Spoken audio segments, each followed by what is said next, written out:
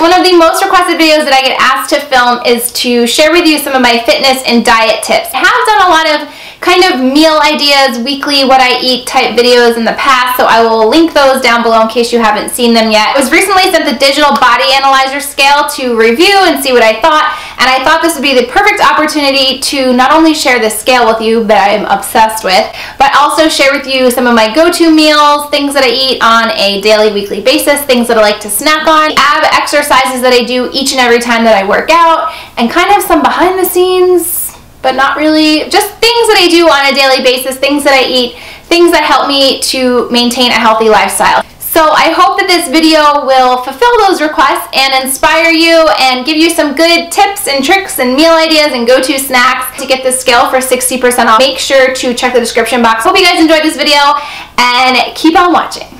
This is the digital body analyzer, and unlike most scales that are only going to give you your weight, this one dives a little bit deeper and actually analyzes your entire body, giving you your muscle mass, your water weight, your bone mass, and even your body fat percentage. So not only is it wonderful to stay on track with weight loss, but it also gives you an overall picture of your health. The scale also allows 8 different users, and you can set each user up very simply here. I'm just doing it for Dan, and it just goes based off of male or female, age, height, and weight. And now every time he or I get on the scale, it will default back to our own settings, which is really cool. Vanity Planet is offering my viewers 60% off on this scale, so make sure to check the description box for the link. Next, I'm going to share with you my 2 favorite go-to breakfast recipes. First up, smoothie. Half a cup water, half cup almond milk, half cup cranberries. It's chia seeds, hemp seeds, and pumpkin seeds, but I ran out of pumpkin seeds, so I'm going to be using sunflower seeds. And it's a tablespoon of each of those. I always add cinnamon. I add cinnamon no matter what kind of smoothie I'm making, just because I like the way it tastes. And then it's a half of a tablespoon of this coconut butter, which is specifically made for smoothies. And 1 tablespoon of almond butter. It's my favorite part. And then the recipe calls for half of an avocado, but I'm all out of avocado, so I'm just improvising and using half of a banana, and I do this quite often. Both the banana and the avocado just make it really smooth and creamy.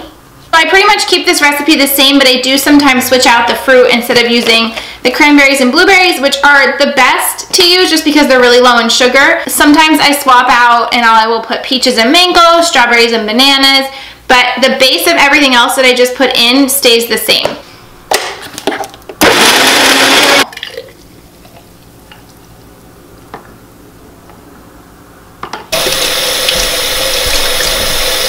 I'm going to make protein pancakes. These are my absolute favorite thing to have for breakfast or for lunch or a snack or even sometimes dinner. It's super easy, they're super healthy, they're very filling, and there's a couple different ways you can kind of spice them up. So I'm just going to show you the basic recipe. All you need is flaxseed, 2 egg whites, cinnamon, and half of a banana. I'm going to use the whole thing, but I'll show you why. First thing, you just want to separate your egg whites, and the best way to do this I found is just in a coffee mug. Comes together really quickly, and cleanup is a breeze. You just throw this guy in your dishwasher and voila. The cinnamon can be the amount that you like. I like a lot of cinnamon. You can completely leave out the cinnamon. It's definitely not required, but I love cinnamon in anything I make.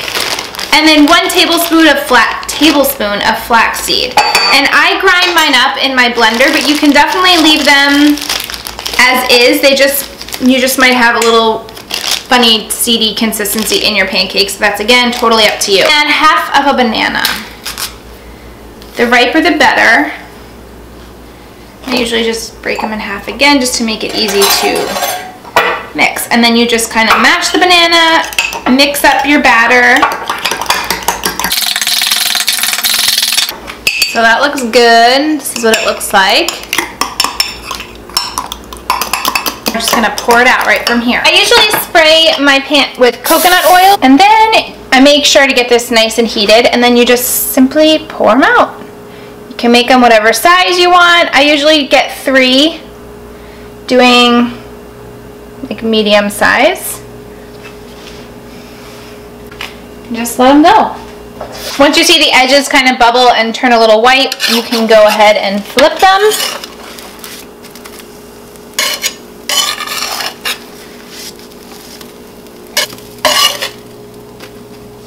I love to garnish this with fruit, so that's where I take the other half of the banana.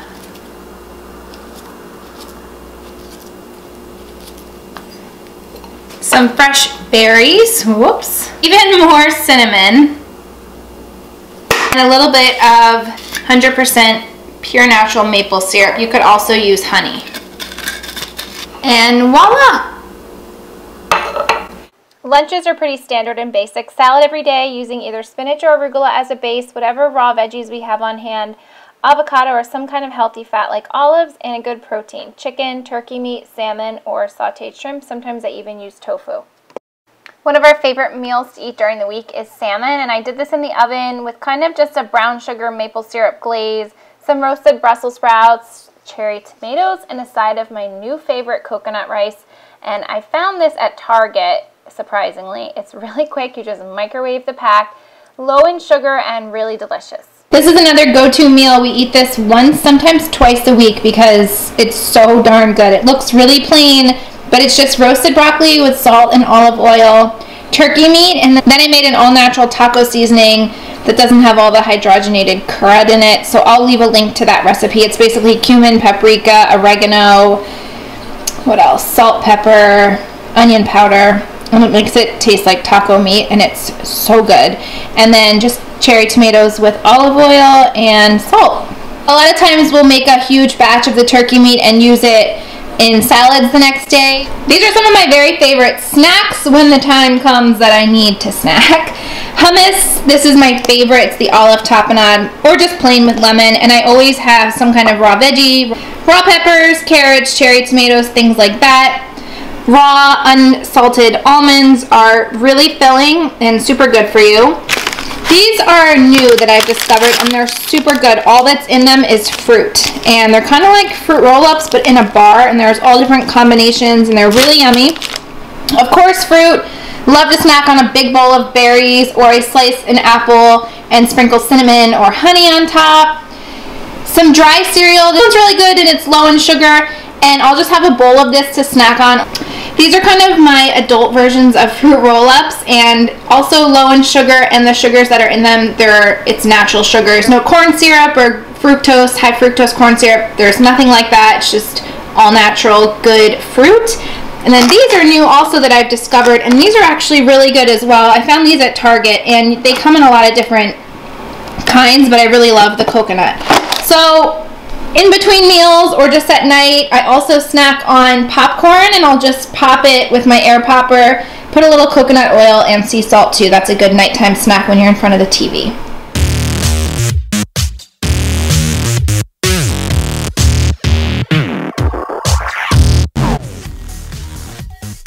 On to fitness. I always start with cardio. If it's nice, I'll walk Jake. I will run outside. If it's not nice, I will go on the treadmill for about 2 miles. And then these are the ab exercises that I do each and every single time. I only spend about 15 minutes, but I'm going to show you each individual exercise.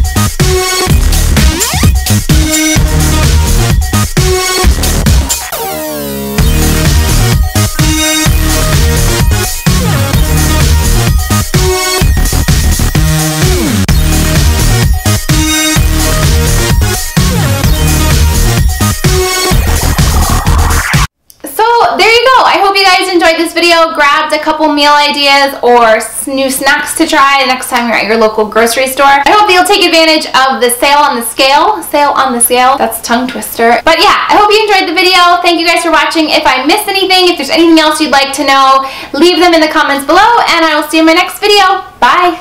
My go-to blush as of late, it's just a beautiful mauve-y, dusty pink. It's kind of a really nice transition color for right now going into spring. Also works as a really